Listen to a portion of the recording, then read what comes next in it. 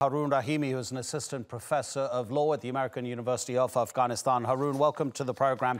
Do you have any understanding about why the Taliban is taking so long to announce its new government?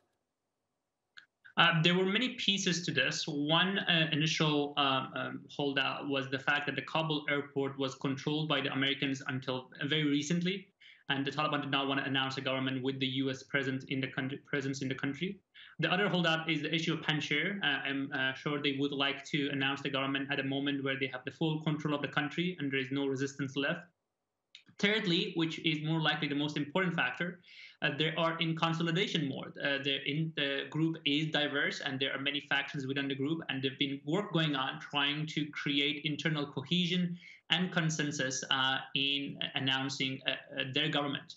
There were some consultations with members outside of the group, the opposition to the Taliban, but it seems like those were more about ensuring the safety of those individuals, or mostly advice. There was really no serious conversations. There's never been no serious conversation about power sharing. So most of the time has been spent in creating internal consensus and internal cohesion within the movement.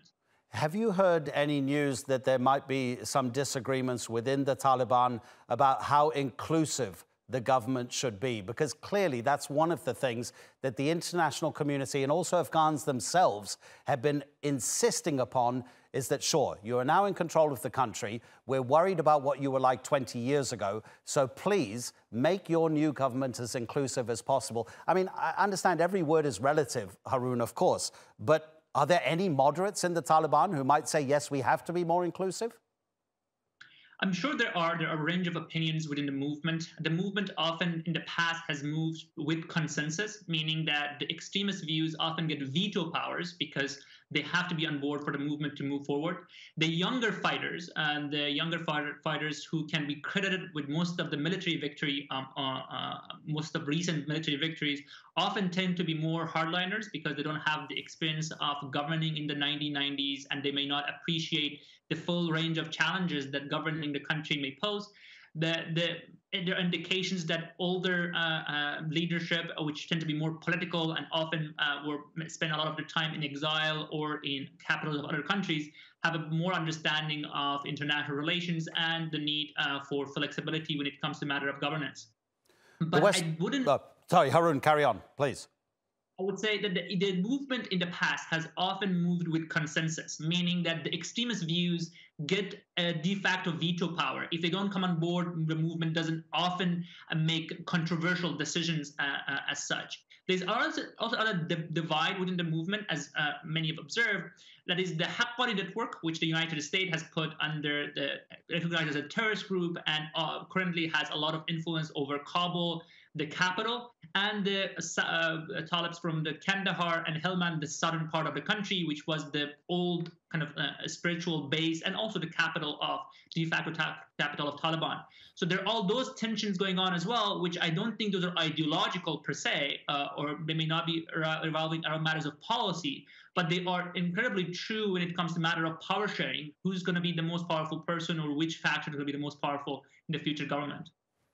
It's quite easy to understand when we hear clips of Afghans saying that all we want is security, because, of course, the likelihood is lessened, hugely lessened, that people might die with a roadside bomb exploding while they're going to the bazaar. But what about the popularity of the Taliban? Is it possible to tell how popular the group actually is in the country? I think that it is. So the surveys we had before they took power in the 2019, for example, showed that a lot of people did not express sympathy for the Taliban. Maybe 10% of the population was ideologically aligned with the group. But now, obviously, the calculations have changed. They are the de facto power. Or before that, many people may have seen them as the rising power, and they may have aligned with them. I think people are gonna look at the Taliban Afghans two different by two different measures. One is performance legitimacy, whether the Taliban can actually deliver for Afghan people. That includes the improvement in economy and also security, law and order, just things that people consider important in basic necessities of life. That's going to be important whether people are going to find the government tolerable or support the Taliban government. The second issue is going to be the issue of representation. Half of the population are women, whether they will be represented in the government. That's going to affect the popularity of the Taliban government with the women. The other issue is Afghanistan is an ethnically diverse country, whether all ethnic groups will feel included in the government. That's going to obviously impact how different identities in Afghanistan feel about the Taliban government. And lastly, diversity of opinions and views. There are people in Afghanistan who adopt liberal democratic values.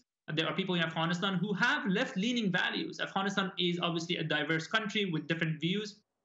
How Taliban will treat their opposition, the people who do not agree with them on matters of ideology, policy, and governance, is going to impact how different groups of people in Afghanistan will feel and express opinion or take actions with regard to the Taliban government.